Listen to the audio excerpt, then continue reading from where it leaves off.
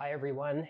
It is freezing cold here in New York City, which is kind of refreshing because I don't remember a winter that was cold like this for quite a while. And winter here is supposed to be cold. So I am welcoming this snow and cold weather. I'm wearing my Gansey here, cozy in my apartment.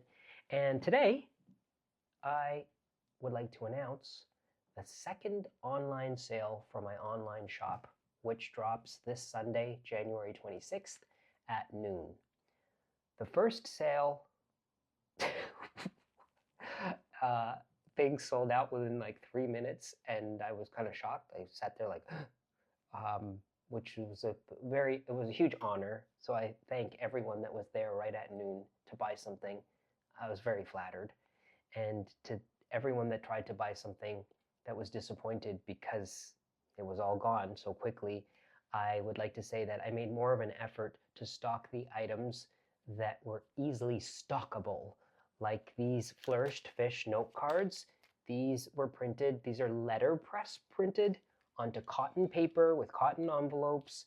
And this was a flourish that I did in pen and ink, and then I sent it off to the printers, and they printed these with the method that is my favorite method of printing.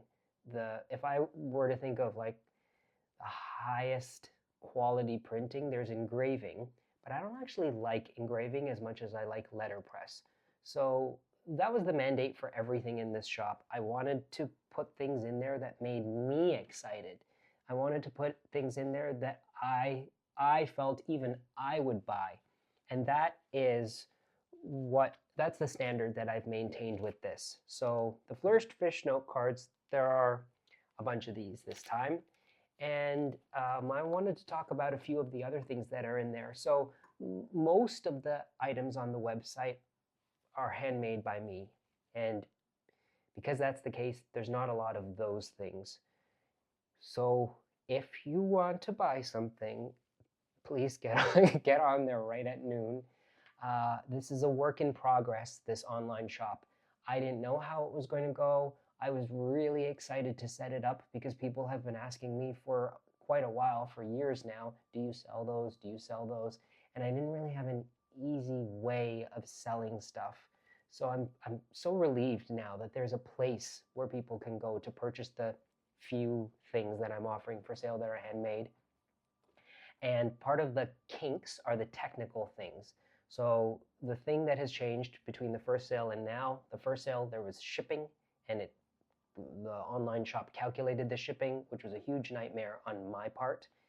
That is one of the things that makes me shut down. Things that are technical and that are boring, like shipping, they make me not want to do this. And I'm being very candid with you right now and telling you that so that you just know why things are the way they are. So in order to eliminate the calculating of shipping costs on my end, shipping is now free, or shipping is included in the cost of the product. So the prices have been adjusted slightly from the first sale to now, and hopefully that will make things easier on my end, because as I said, it's kind of difficult. Okay, so let's get into it. Let's get into what is being offered for sale. So candles. The candles that I have available this time, I don't have any of the small candles left that were available. I just didn't make more between then and now. But I did go to Toronto and I spent some time with my sculpture teacher, Mrs. Burke, that's where I started learning how to make candles. And we made long candles in December, and those are being offered for sale. Now, the thing about beeswax is it's different colors, it's different shades of yellow. And this time, the yellow was like really yellow. Both Mrs. Burke and I were kind of marveling at the color of this wax. Sometimes when it's heated, or it's heated like a little overheated, it'll dull the color a little bit, or a lot. But this time, look at the color of these candles. They smell magnificent. So look, this is what they usually look like, but look at the yellow here. So this, if you get the long candles this time, they will be these candles, bright yellow beeswax candles. It could be from like what the bees were harvesting, goldenrod maybe. I know goldenrod honey is very yellow, so I think what they harvest affects the color of the wax as well, I think. Candles. Another thing about the candles, people asked after the first sale, we got a bunch of questions asking, what's the best sort of candle holder for these type of candles? And I'll show you what I use. So over here, I've always loved these are like 19th century brass candlesticks. And I have to say that in my antiquing practice, when I'm looking in an antique mall or an antique store or a thrift store, I do see every now and then a pair of brass candlesticks. Not all of them are from the 19th century. There's stuff that was made in the 1950s that look sort of like this. But I've always loved these brass candlesticks. This particular set is old. I think it's like 1830s, 1840s. The really old ones, when you look on the bottom, they're kind of crude. And this particular set, it has this little pin that pushes up the bottom of the candle inside here. The mechanism doesn't work on this particular one. This is missing its little push pin. But that I've seen that even in like auction catalogs. Brass candlesticks are what I like to use. I also have a pair of silver candlesticks.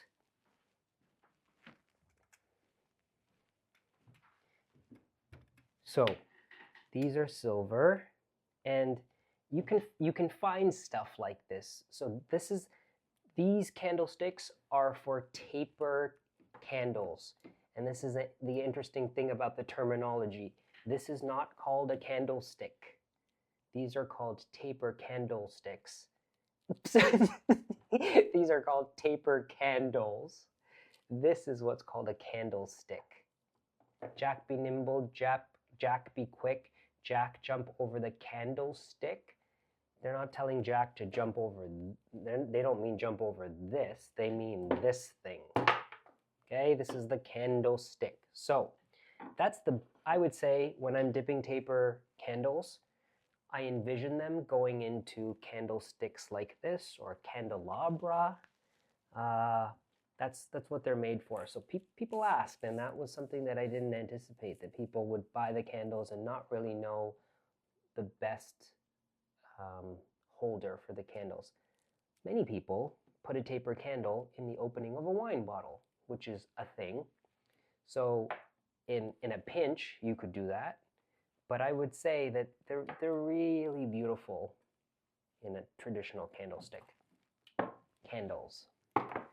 So something else on the website this time, on the online shop, are some new porcelain things that I made this fall at Guy Wolfe's. So this is something that we do once a year.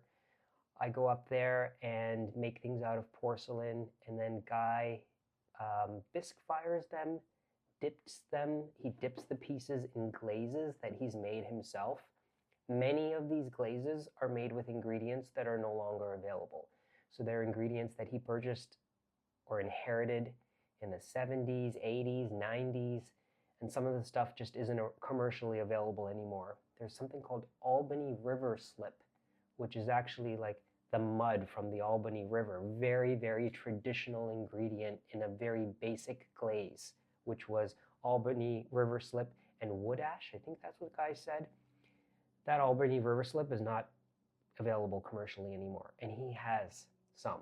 So when he uses this stuff, he's always saying to me, like, the piece that you make has to be worthy of being glazed and fired. After he dips the stuff in the glaze, he fires all the pieces in a propane-fueled kiln outside the shop, like right on the property. These pieces are very, very special. Everything that I make out of porcelain that is worthy of the outdoor kiln is something that I consider like my finest pieces of pottery. And in this round, one of the things that I I decided to make were these beakers.